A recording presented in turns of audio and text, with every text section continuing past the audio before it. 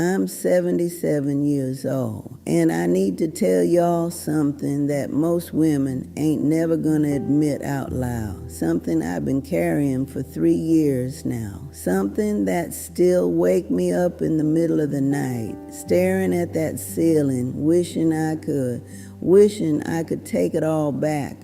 I was the one who destroyed my marriage, not my husband. Me, I did that. My husband, James, and we was married 48 years, raised 3 babies together, built a whole life from nothing. Went from a little 1-bedroom apartment in Detroit to owning our home free and clear. And for most of them years, I told myself we had a good marriage, solid, stable, the kind that lasts. But here's what nobody tell you about long marriages. You can stay married for decades and still be alone. You can share a house with somebody and never really let them in. James died 3 years ago, stroke. He was just sitting in his chair watching the evening news, and by the time them paramedics got there, he was gone. But about a week before it happened, he said something to me. We was sitting out on the porch after dinner, and out of nowhere, he just looked at me and said, "Dorothy, I'm still here. Been here the whole time. I just wish you let me back in." You know what I did? I got up and went inside. Told him I had dishes to do. Left that man sitting out there by himself. A week later, he was dead. And them words, "I just wish you let me back in," I think about him every single day. 'Cause he was right. He'd been trying to get back in for years. And I wouldn't open the door. Now look, I need y'all to understand something. In them early years, James wasn't perfect. No man is. He worked 60-hour weeks at that plant, missed school plays, forgot anniversaries.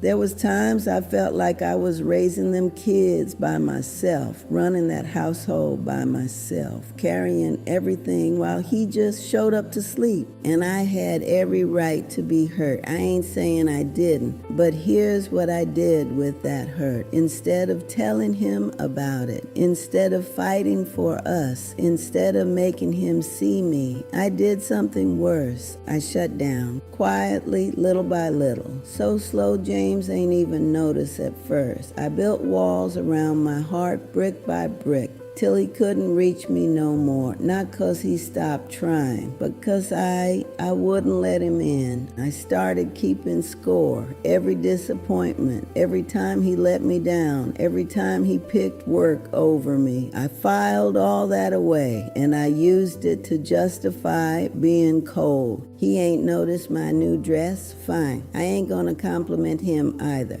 He forgot to call when he was working late? Fine. I ain't gonna ask about his day. He fell asleep during that movie I wanted to watch? Fine. I ain't reaching for his hand no more. Little punishments, small withdrawals. I told myself I was protecting myself, that I was just being strong, that if he really loved me, he'd break through them walls. He'd prove he deserved my warmth. But that ain't how love works. That ain't how none of this worked. And I was about to learn that the hard way. Here's what nobody tell you. While you busy keeping score, while you busy punishing somebody for who they was 10 years ago, they changing, they growing, becoming somebody different. When James retired, something shifted in him. Kids was grown, the pressure was off, and all of a sudden he was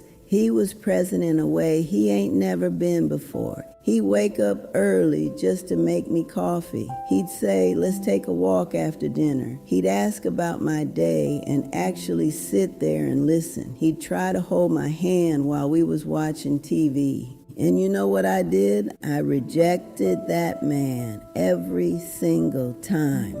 I'd take the coffee and ain't even say thank you. I'd say I was too tired for walks, give him one-word answers, pull my hand away like I needed to fix the blanket or something. I told myself it was too little, too late, that I waited decades for this version of him, and now I ain't want it no more. But that was a lie. The truth was uglier than that. I had gotten comfortable being disappointed. Resentment had become who I was, being the strong black woman who ain't need nothing from nobody. That was my whole identity. And letting James in would mean admitting I'd wasted years being cold for no good reason. So I kept him out for 10 more years. 10 years of him reaching and me pulling away. 10 years I can't never get back. I need to tell y'all something I ain't never told nobody. Not my kids, not my sister,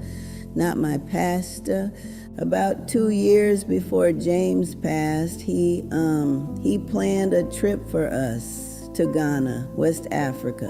See, James had got real into researching our family history after he retired, spent hours on the ancestry websites, did the DNA tests and everything, and he traced his people back to the Ashanti region, 4 generations back, before the ships, before everything got taken from us. It became his dream to go there, walk where his ancestors walked, see Cape Coast Castle, do that door of no return ceremony, and come back through, complete the circle, he said. He talked about it for years, and finally, he booked it. 2 weeks in Ghana, flights, hotels, tours, everything planned out. He was so excited when he showed me that itinerary. His hands was shaking, and I said no. I said it was too far, too expensive. Said I ain't want to be on no plane that long. Said Africa wasn't safe.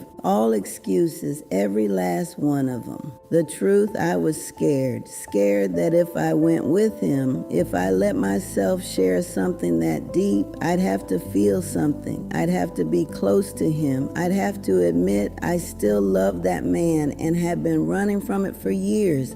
So I let him go by himself. My husband flew halfway around the world to walk through the same door his ancestors got dragged through in chains. And he did it alone.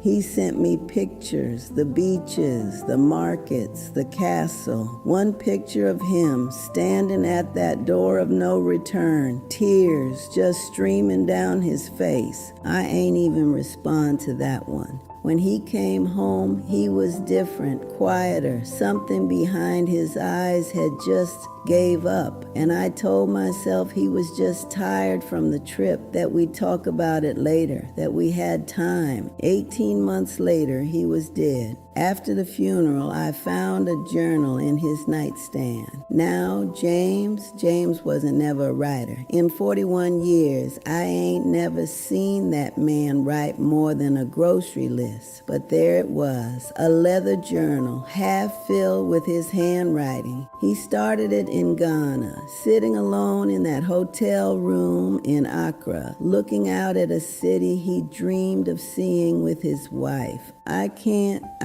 read y'all all of it. Even now, 3 years later, I can barely get through it without breaking down. But there was one part, one paragraph that I think about every single day that wakes me up at 3 in the morning. He wrote, I spent 10 years trying to find my way back to Dorothy. I don't know when I lost her, don't know what I did, but I know she gone. She right there in our house, but she been gone for years, and I don't know how to reach her no more. I'm tired. Lord, I'm so tired of knocking on a door that won't open. He thought it was his fault. My husband spent the last 10 years of his life thinking he did something wrong, trying to fix a problem that ain't exist, trying to earn back a love I ain't never lost. I just stopped showing it. And I let him believe that through my silence, through my walls, through me refusing to let him in. I let the man I loved die thinking he wasn't enough. Here's what I need y'all to understand. There's two ways to destroy a marriage. The first way is loud, affairs, abuse, walking out, the stuff everybody can see, the stuff you can point to and say, that's why it ended. The second way is quiet, withdrawal, being cold, slowly taking away your warmth till the person you love is just standing out in the cold, knocking on a door you won't open. The second way is worse,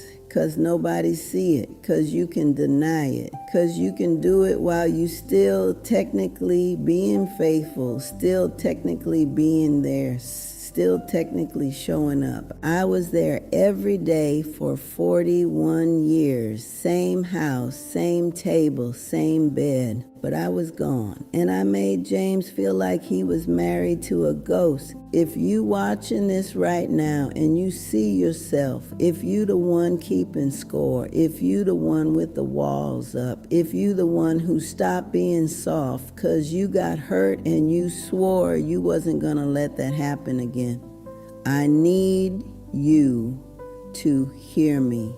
Your partner can't climb walls you won't lower. They can't read a mind you done closed off. They can't fill a cup you keep pulling away. And one day, whether it's death or divorce or them just giving up, they're gonna be gone. And you're gonna be sitting there alone with nothing but them walls you built to keep you company. I know, because that's where I'm at right now. There's a picture on James's side of the bed. I ain't moved it in 3 years. It's from our wedding day, June 1984. He grinning so big, looking at me like I'm the only woman in the world. So young, so full of hope, so in love with a woman who was gonna spend the next 40 years, slowly pushing him away.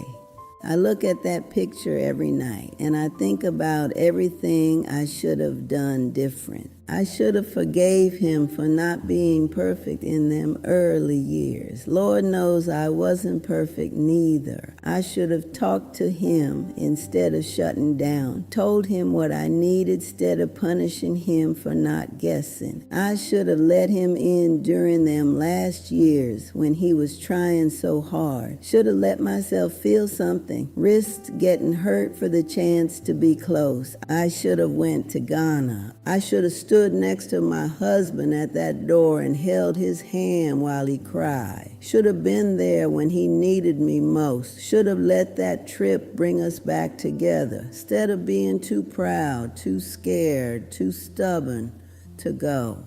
Here's what I want you to do today, right now. If you love somebody, tell them, not when they earned it, not when you feel like it, now. If you build walls, start taking them down, one brick at a time. I know it's scary, do it anyway. If you keeping score, burn that scorecard. Light a match and let it go. All it's doing is keeping you alone. If your partner is trying, if they reaching for you, making effort, showing up different than they used to, let them. Don't punish them for who they was 10 years ago. Don't make them earn what should be given free. Because here's what nobody tell you about time. You think you got more of it than you do. You think there's always tomorrow, another chance, another moment to make it right. There ain't. James and I had 41 years, and I wasted at least 15 of them behind walls, protecting myself from a man who only ever wanted to love me. Now I got all the time in the world, and nothing to do with it but regret. I ain't telling y'all this for sympathy. I don't deserve it. James do.